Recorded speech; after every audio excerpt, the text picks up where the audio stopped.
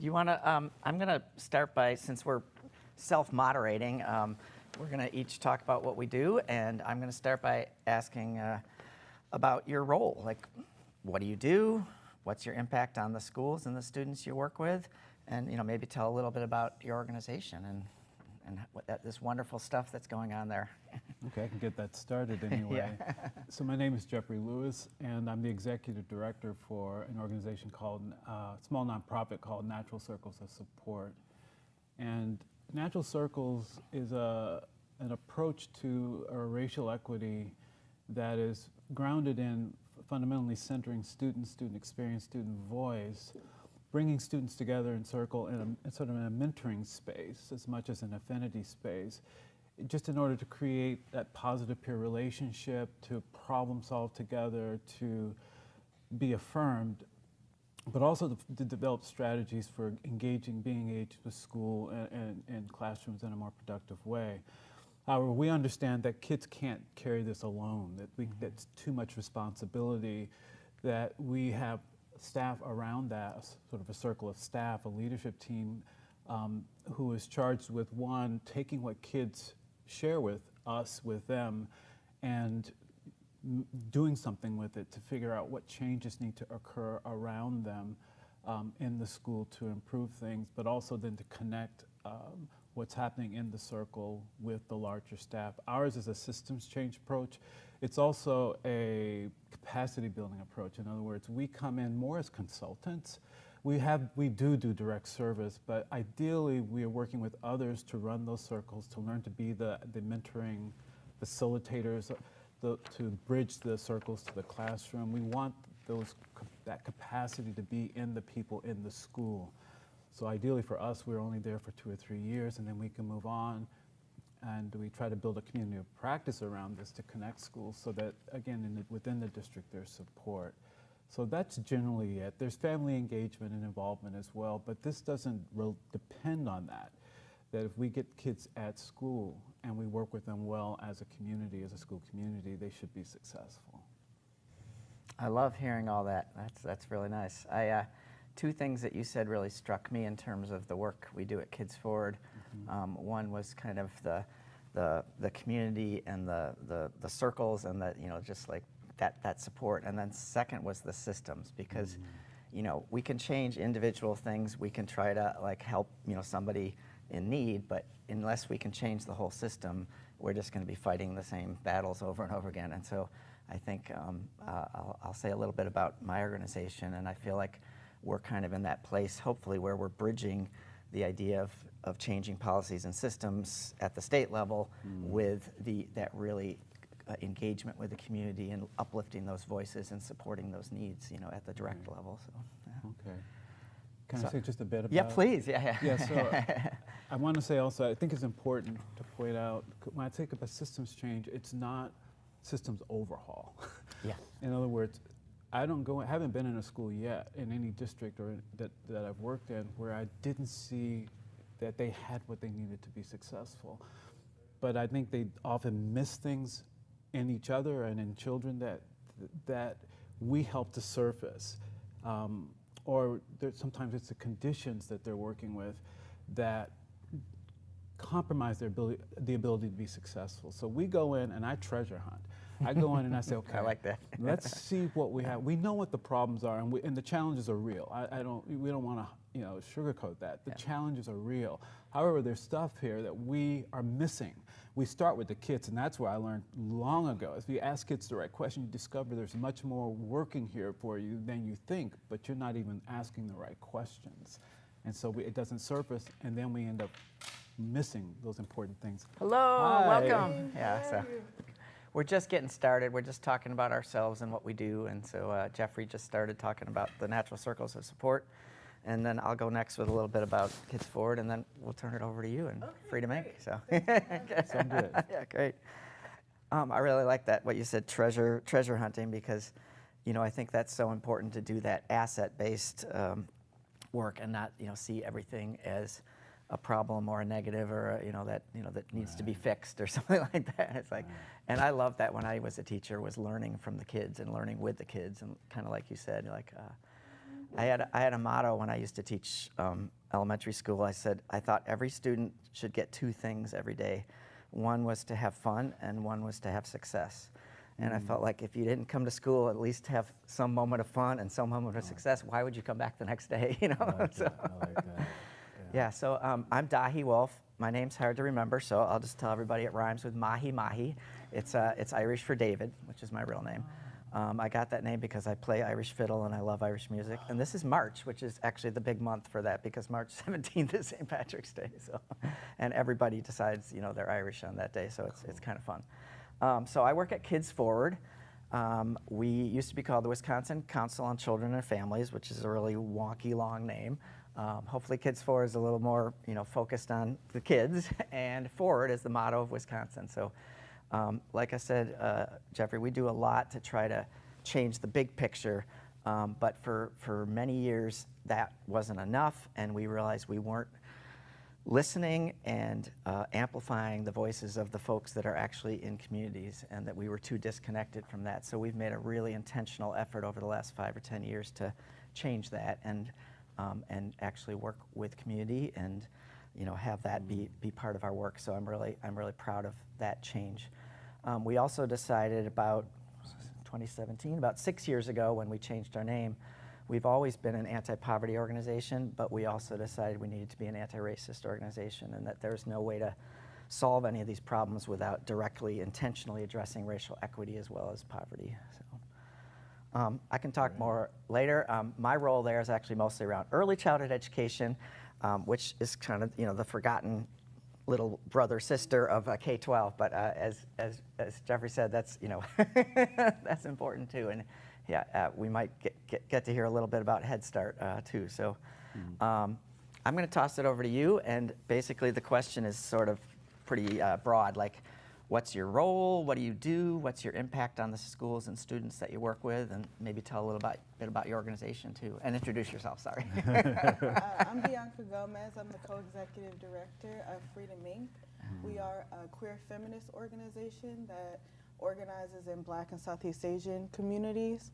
And we do work around ending violence against folks who are most impacted by systems of oppression. So we range from domestic violence to work around housing, to youth justice and education work. So our educational justice campaign focuses on making schools a liberatory place for Black and Southeast Asian students and students of color, queer and trans students, and students with disabilities. So we work, you know, we have a leadership development model where we bring young people into our organization, give them direct services to meet their needs, and do leadership development, and then community organizing. Yes. And do you, as executive director, do you get to go out and do some of that stuff, or are you just running the behind the scenes? I recently transitioned to executive director 6 months ago. So before that, I was the youth justice director, and there was a lot of running Yes. and on the ground work, especially Sure. with the young people. Yeah. Yes. Yeah, it sounds like your work is very Yeah, and I'd love to hear more about how your work intersects with schools as a site for that kind of justice work. So our educational justice campaign that our young people have been working on for the last 6 years is around police-free schools. So again, we want schools to be a liberatory place where young people can go and learn, and we don't think that police are a tool that helps young people do that, right? It's 2023, so I'm sure folks who do educational justice work have all heard about the school to prison pipeline. So our work is centered around making sure that students don't enter that pipeline. And we see police as one way, one avenue that they enter that pipeline. So we have been proposing alternatives that are rooted in investing in the leadership and wellness and creativity of young people, using restorative and transformative justice, and letting young people and their parents and community determine what safety and curriculum looks like in our schools. I'm half more if you don't. No, go ahead. Yeah, so I'm really awesome. interested. I'm really interested in the restorative aspects of Yeah. this because I think that's so important. And I mean, a few years ago, I was evaluating restorative justice kinds of programs and had a lot of conversations with kids who were involved with that in a variety of settings. And one of the things that struck me, and it really kind of came out of the kids and sometimes their parents, is I think sometimes we fail to acknowledge the way in which the institutions we're in are really generating the violence that come through the kids. So how do we have restorative practices that change the institutions around them so that we're not creating conditions that result in violence? Does your work Absolutely. do that? Can you talk more Absolutely. about that? We know that, schools can contribute to the harm.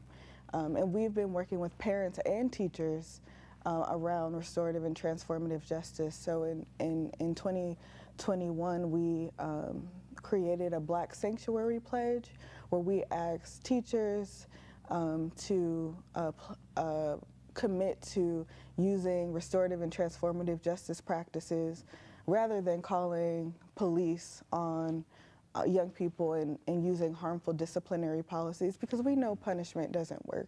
It creates shame. It creates, again, a pipeline for youth to enter the criminal justice system. So suspensions and expulsions, they don't actually help young people grow and transform and take accountability. They just kind of punish and shame. And we're like, yes, young people definitely need to be held accountable. I was one of those teenagers Yeah. that needed to be held You can accountable. speak to it, yes. So I know. Yeah. And the young people who are often in those pipelines are most impacted by poverty, by sexual violence, by a lack of support in their community. So we see restorative and transformative justice as a way of actually holding young people accountable, but also actually holding adults accountable and giving them the tools to create, again, liberatory classrooms that promote students, academic fulfillment and success. I love the liberatory word, use of that word. I think that's really important, and I would like to really hold that up as something that should be a goal of public education. I think I would also, what I had in mind around the structural or institutional piece, I sometimes wonder if how we do school matches what any developing young person needs. In other words, and I see that most clearly in middle school, where I think who they are as human beings, as young people, in all of their identities, doesn't map well onto the structure of middle school and the expectations. And so we have this conflict just sort of built in. That's what I was meaning, like, how do we restore, and this is maybe just a rhetorical question, but how might we rethink the very process and structure of schooling such that it is liberatory, and that it also, again, it allows for the flourishing you described. Yeah. I think that, again, it's like, there's so much that goes into it. It can't be answered in one response. But I do think the solution is letting young people and their families and communities vision about what education should look like. So we've asked our young people, what is leadership and wellness and creativity to you? What can schools do to make you feel welcomed and successful?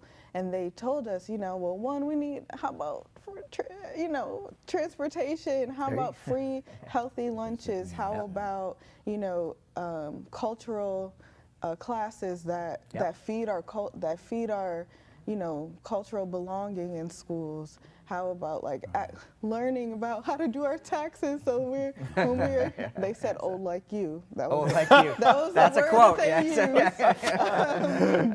But I understood where they were coming from. So that we can actually transition into adulthood without this state of confusion. And I do think that that is giving young people and their parents and adults that they trust, who are also most impacted, should have say over what that looks like, should have a seat at the table when we're talking about visioning. Because if we all had the answers to that, we'd probably be very rich right now.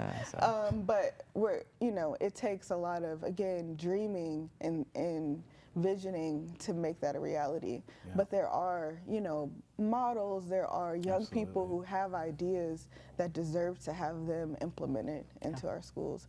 And I think teachers want that too. Oh, yeah. Teachers want, Totally agree with you. a shift in curriculum and school policy. Again, we've had over 200 teachers sign on, local Madison educators sign on to our The Black Sanctuary. the Black Sanctuary Yeah, Pledge, yeah, and they're like, yes, we want to come to Freedom Inc.'s trainings. We want more skills in political development so that we can help young people, because society is ever changing, and Yep. we want to, we want to be there for them when it does. Sorry, I know I'm No, I talking love a lot. it. Yes. Could I ask you Well, a question? go ahead. Yeah, please. sorry. No, I like it. Well, I'm just We're, wondering then, no, we're are just there- we're peer. Okay, I'm peer- just wondering, are there, Yeah. like from your perspective then, is there anything you can do at a policy level Sure. that creates the opportunity to Yeah. fulfill this vision or to do the work that we're doing? Well, so like I said, I think Kids Forward operates on two levels: that policy and budget and systems level, and then also at that community level of engaging and listening to those voices and those wonderful ideas that can make things better. So I'm going to try to combine both, because there's the wonky side, which I'll start with. It is budget season, and so in Wisconsin, it's every 2 years, and we're right in the middle of it right now. The governor announced his budget in February, and lots of great things in there that would actually support families and kids and these kind of needs. Unfortunately, we have a legislature that is bound and determined to cut taxes and to not do things that will help children and families, including the things in the budget. So I'm just going to mention a couple things that are in there because I feel like they're so key. Here's one you just talked about. If we would increase our investment in public schools, including universal school meals and mental health services. So that's something that, like, if we actually had the funding and the systems to make it, that would be one less thing for students to have as a to struggle with. So also we talked about going way back to the beginning, extending Badger Care coverage for 12 months after pregnancy to ensure continuity of care for moms and babies. And you probably know that we have just horrible racial disparities in terms of maternal and infant health. So, way back at the beginning, when kids and families get their start, if that could be a better support so that once they get to school, so that's, I work mostly in early childhood education, so I try to, my focus is on the kids before they actually get to kindergarten and what can we do to support them. And then I'll just talk about a few things that happen in my realm that's more, like hands-on and fun than just wonky budget. So we've been doing a lot of work in early childhood around outdoor learning. So the pandemic actually, in a way, helped that because people realized during the pandemic that outside was actually a healthier place than inside because of the pandemic. And also just our lives are being taken over by technology. We have 6 months old on their iPads, and just knowing that it's so important for kids to get outside. It's a restorative place, and so that's what a lot of people are looking at it as. It's a connection to nature. It's a connection to, like if you've got a garden, it's a connection to where your food comes from. So these are all things that we're trying to promote in the early childhood realm that I think would also benefit in K-12, and having kids if they've had those experiences before they start school, I think it gives them something, some strength and some resilience and some engagement to do that. And our food system is a wreck. Junk food is cheap and good food is expensive, and if kids are eating bad food, that's gonna affect their behavior and their learning and all those kind of things. So there's a whole bunch of other stuff like that, but I would say that's a few things that I think of.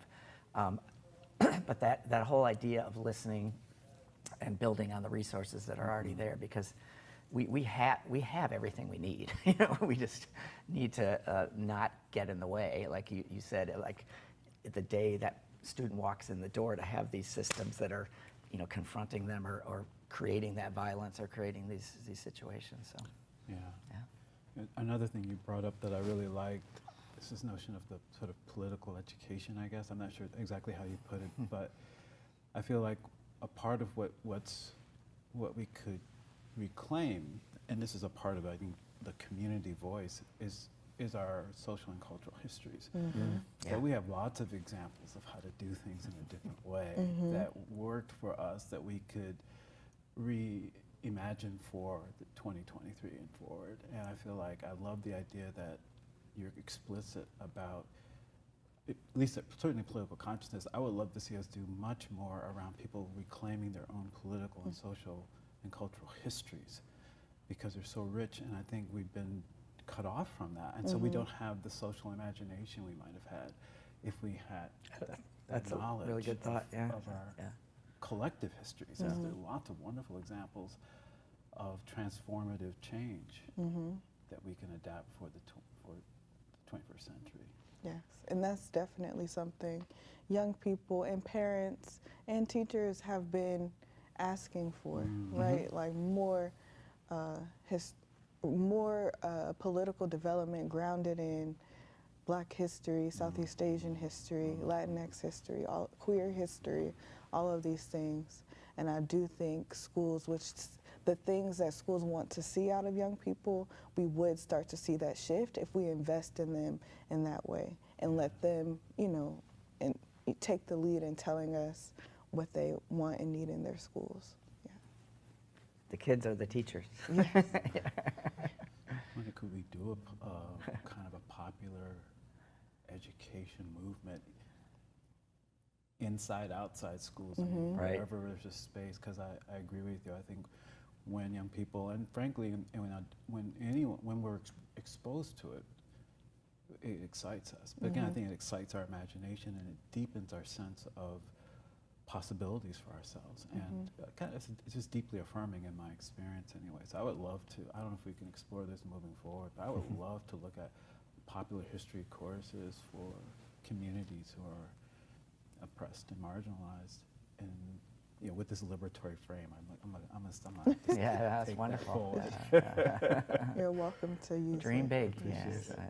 I like what you said about that you both learn from it and are inspired by it and feel like it's possible, when you look at these historical, things that have made things better. And I feel like it's what's going on right now in Florida is they're trying to cut us off from all that, and because they know it's powerful and they know it has a ability to empower people and transform their lives, and and so it's like, doing everything they can to legislate it away, and we know where that leads to, and the history of civilizations is not good. It's still available to us. Yes. And so Yeah. I think that's, I'm really interested in that in oral history. Oh, yeah. I don't know if you're doing that as part of what you're doing as well, but again, we've stumbled on it here and there in some of our work with circles. This was back in Beloit, where our African-American girls were doing some action research around racism in the district there, and something came up from a historical context, but it was a time when their parents would have lived through it, and they had no idea what their parents knew about it or experienced about it. So they had 3 generations of Black females talking about their experiences in that city, and they brought the young people from our circle groups just to witness it. And it was very powerful, and what was most powerful about that day, I'll never forget it. There was an African-American boy who got angry, and he said, "We needed to know this a long time ago. Why didn't you tell us?" Yeah. So I feel like I just love everything that you're describing. I think for me, I'm thinking, what more can we do in the context of circles in those spaces? But I would love to learn more about your work and what you're doing, and opportunities to mutually support each other. Yes, absolutely. Yeah, I can think of a number of possibilities. Not to be presumptuous. Exactly. We will definitely, continue to connect around all of the work that our organizations are doing, because I do think that it's important to have a strong alliance with other, powerful organizations. And, it's cliche, but we're stronger together in terms of trying to make change in the community. Yes. Yes, indeed. Well, I'll follow up a little bit at what you said about oral history, because part of our transformation at Kids Forward, moving away kind of from the lobbying and policy is the key stuff, is that those community voices. And so we've done everything we can to try to collect stories and to have people tell their, what is happening in their lives that they need help with. So we've done podcasts and we've done video stories and written stories with pictures and just trying to speak to parents and families all over the state about that. And then we've always had the data. I mean, we can run you down all the disparities and the percentages and the all that, but people don't. That doesn't mean anything to them. I mean, so what we're trying to do is have those sort of tug at your heartstrings story along with some data, and then maybe somebody in power will say, "Wow, this needs to change," or like, yes, we are going to invest in this, or yeah, we're going to listen to these voices and not just, ignore this. So I agree on the power of all that.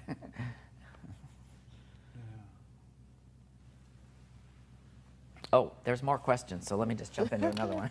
That was only the first question, sorry. Let's see, so your roles, your impact, initiatives within school and with students. I think you covered a lot, but is there anything that we missed in terms of specific things that you're doing or maybe want to do? I mean, this is a fundraising event, so if the big share gave you more money, what would you do? I guess I could say a little bit more about what we're learning and what we're trying to do more of in our work, what we're learning from our students and really from our partners. One of the things we're doing moving forward, as we working in middle schools, we've here and there done youth participatory action research. And kids have always been very responsive to that and excited about it, but we haven't always been able to do it in the middle school. This is where we've done that work. But I think moving forward, that's just going to become core to what we do, is that action research where kids, again, they identify something that they want to engage in, change, and we support them in doing that through an action research project. And I think a part of what we're doing along with that is we've done this in the past in other districts, is to try to figure out, is work with staff to identify, are there standards that we can incorporate so that we're also helping kids accomplish or achieve some of the outcomes that they're going to be measured by, while they're also doing work that really matters to them. Yeah. Similarly, in the elementary schools, we're beginning to have conversations with staff to kind of really understand not so much around the content, academic content, that we can do some of that in circles. I think even just what you're describing, the exploration of personal of culture and history. I mean, that requires certain kind of intellectual skills and development. That requires, coming up with language and dealing with concepts. So those certainly should translate into academic success. But then we can also be really explicit and say, are there certain behaviors or dispositions or other things that we want to make sure kids have, that when they get to the classroom they can be successful. I mean, something as simple as help-seeking skills, knowing when you need help and how to ask for it. That isn't always straightforward, particularly if you're in a situation where you haven't been able to trust. So I think, I don't know if it's an initiative, but it's becoming a focus of ours, is really being more explicit around strengthening the support for academic success for our elementary and middle school kids. Because the SEL piece, their emotional support, we don't have, when kids get in circle, they're easy for us. It's that translation back into the larger school in the classroom where it's been a struggle. Yes, I definitely identify with that. And at Freedom Inc., we have 8 programs that are dedicated to young people throughout the year. And those programs are continuing to grow because young people want to come and hang with Freedom Inc., which is amazing. But it does take resources, it takes staff, it takes capacity in our organization. And we work with young people as young as 5 years old in our Books and Breakfast program, where they get political education and literacy skills. and to 18 years old, before they're transitioning to college or their career. So it has been great to know that so many young people want to come to Freedom Inc. and enter one of our programs, and they're also assigned a youth advocate that's there for mentorship so that we can help them with those individual skills they need to advocate for themselves in the classroom or in the workspace or in the community. But it is, again, we are growing, and growing means that you need more funds to run the organization. And we've been really grateful to have the support of so many community people who will donate $5, who will cook for our program, who will, give young people rides to back and forth, to field trips and stuff. So we're grateful for all of the ways that community has contributed, even just spreading the word about our work. And also, today is Big Share Day. So we would love for you to donate to Freedom Inc. to help us continue to expand our youth services and programs. Well, I'll say two things that I'm super impressed always about Freedom Inc. One is with the Big Share every year, I think you all win the prize for the most individual donations, because like you said, it might be $5, but there's all these people out there that want to help and have their, raise their fist and be there. And second is like your electoral advocacy and encouragement of people to participate in democracy has been amazing. I mean, I get on your list and I'll get 5 texts the week of the election, and like you were I think it's amazing because we need young people to be part of our democracy, and that is so important. And even a local primary election, and you guys are out there doing it because we don't. It's not just every 4 years when we're voting for president. It's like you gotta be there. So thank you. Thank There's you. one thing you said that I would like to pick up on, and I really admire the work you're doing. I'm learning more as I sit here with you. But if there were an initiative for us, it would be around since we've been doing this work, we encounter African Americans in particular, but other folk who want to be able to be youth advocates and to do the work in schools that we do with Natural Circles, and there's not a position for them to do it. So one of the things that we would like to be able to do moving forward is to have a cohort of youth advocates and facilitator mentors who we can have work deeply with schools, who can do the mentoring and who can do the coaching of others in schools to be able to do this work. For us, we're an organization. We're 5 people doing systems change work, and we're also growing, and we're at a point now where we have the desire. I mean, I met with an African American woman last night who's just like excited about wanting to be able to do this work. So we're looking for the opportunity to raise funds to expand the number of people doing this work so that we can reach more schools, and that we can provide more support to staff within schools to be able to do this work. In Madison and beyond,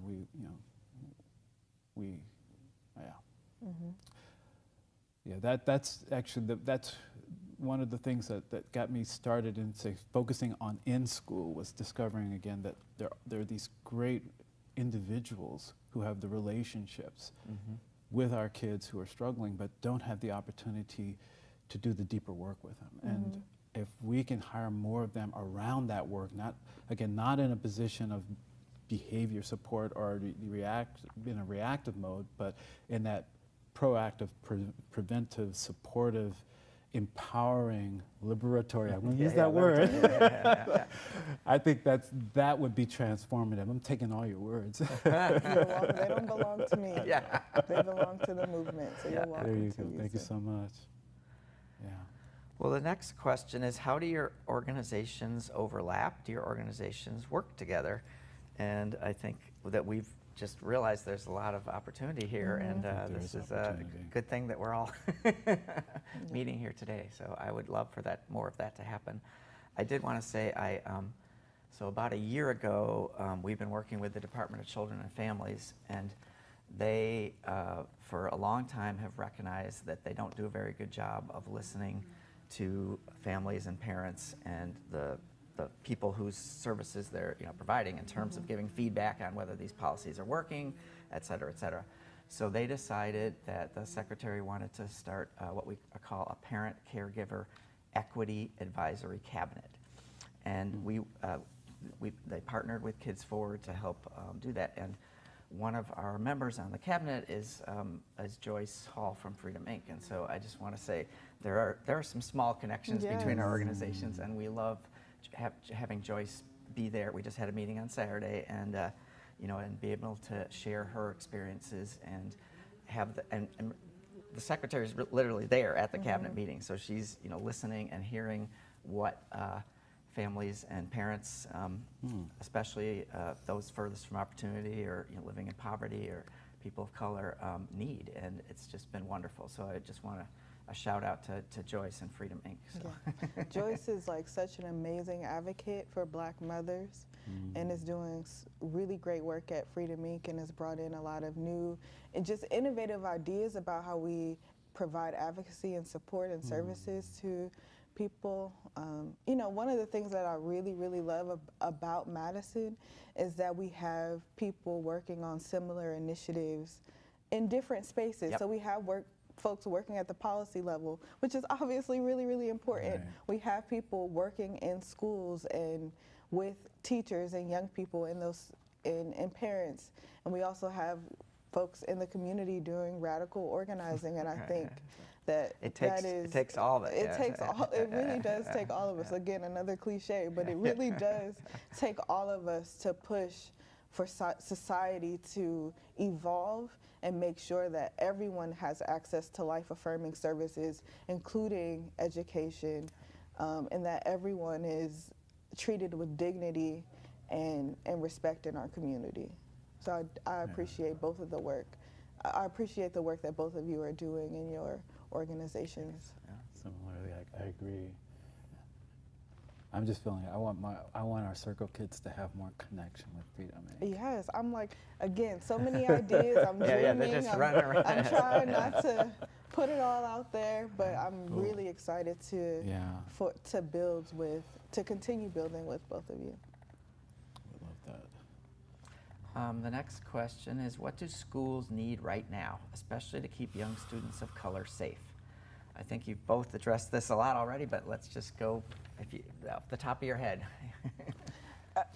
First things first, and I think we all can agree just on a policy level, on a leadership development level, a professional development level, and a community organizing level, teachers need to be paid more. Teachers deserve a living wage. Like, the fact that is so controversial right now is like, wow. And honestly, that's I was a teacher in Ohio before I moved to Wisconsin, but it wasn't, I love the young people, I love their parents, I love teaching every day. Right. I was a history and English teacher and also worked with students with disabilities. It was so fulfilling, but I said, how am I supposed to live? I'm only responsible for myself. No. And teachers have families, and they should not have to choose between the people who are responsible for our young people every day, the people who pour into our young people every day. They deserve a living wage so that they can get their needs met and show up for our young people and be compensated for the work that they're doing, because we know that they don't get to go home at 3 o'clock when the school day ends. We know all of the time that they're putting into their classroom and their students. And from a gender justice perspective, we know that the majority of teachers are women. And then from a racial justice perspective, we know that Black teachers and teachers of color are paid even less or given roles that don't serve them or the young people. So that is something that I'm really glad you pointed that out. I just needed to say that. In my area, early childhood education, just imagine all that and then 10 times worse, because it's 99% women. Yes. A lot of the family child care is immigrants and women of color, and the average wage in Wisconsin has been stagnant for many years. It's around $10 or $11 per hour. That means you can make more working at Quick Trip than you can make with our children. you And know, let so- me say something. Yeah, Let me yes. speak on behalf of support staff. Yes, yeah. Again, not just teachers, but Yep, those those too, others, yeah, other yeah. educators Yeah, yeah. who, and, you know, it's very common for people that we're working with in schools who are support staff to have multiple jobs. They're maybe sometimes 2 full-time Yeah, jobs just yeah. to pay the bills. That's horrible. So I agree with you. First things first, people need a living wage. Yeah. No, yeah, hands down. And the support staff end up having to do a lot of that frontline work, They you know, do that amazing yeah, work. at a lower salary than They do amazing Exactly. work. and Yeah. come back every day and have the energy to do it. That's amazing. Yeah, After so, being yeah. at a job all night. yeah, yeah. So, Second job. yeah. So no, they do amazing work. They deserve a lot more support as well as, and I think appreciation as well as higher wages. Yeah. Agreed. Absolutely. Are we near the end? I I think we wasn't sure. have How, like 3 or 4 minutes. 3 or 4 minutes? Okay, yeah. So, yeah. 2 minutes. Okay, yeah. So. Well, why don't we just sort of wrap up then, and anything else that you've maybe forgot to say or want to, I mean, I love that you just brought up paying teachers. I was a teacher for 16 years here in Madison, and until I got burned out, and I just feel every day for my teacher friends, and I especially through the pandemic, and then with, you know, the fact that education is basically being defunded in this state, you know, at the time when we need it more than ever. So. Yeah. And I guess I would just say that I love working in schools. I think the work has gotten harder than it's ever been before. The people who are there are as committed as any group of people I've ever worked with before. They have difficult circumstances, they're underpaid, and yet so many of them keep showing up. I want to do what I can do, and I want us to do what we can do to create the conditions for everyone to be successful in our schools, for our teachers, and for our kids. Frankly, I think, you know, our families we can't leave out our families. Families do, yes. I mean, things, we have to really begin to look at the whole sort of social fabric in which our young people are growing up, and figure out how do we bring support across the board to lift everyone up. Yeah, I think there are so many attacks on education. Right now, there are attacks on teachers. There are attacks on young people who oftentimes are viewed as deviants or the problem. When really, you know, we always say this, that they're actually the solution. Yes. The young person that's getting kicked out, pushed out, that's having quote unquote behavioral issues, that is a young person that we should be investing in. Yep. Investing in their leadership, in their wellness, holistic wellness, mental wellness, and their creativity and vision for themselves, and vision for the schools, and vision for the world. Again, transformative justice, and instead of punishment, we will see schools and young people transform into what they have the potential to be, liberatory learning spaces. Yep. Again, so it's, you know, investing in those things will give us the bigger, better society that we all want to live in. Yeah, I couldn't Agreed. agree more. I was really lucky. Our whole staff went to a conference in D.C. In, I think, December, and we got to hear Heather McGee speak, who wrote The Sum of Us, which basically makes that argument that our society will only be better when we address racial equity and all are lifted together. And I just think about that. You know, when I was a teacher, I think I was able to recognize that if there was a student that was, you know, having discipline problems or learning problems or just, you know, expelled, any of that kind of stuff, that they were not the problem. The classroom was the problem, and that student was like the canary in the coal mine. They were like the one that was shouting out, like, stop, do it differently, you know. And then knowing that if I could do something to help that kid, it was going to help every other student in that classroom. Exactly right. So. I just want to give a shout out to Community Shares, because you're supporting some really good work here in Madison. And Thank Yes, you. thank you, Community Shares. So appreciated.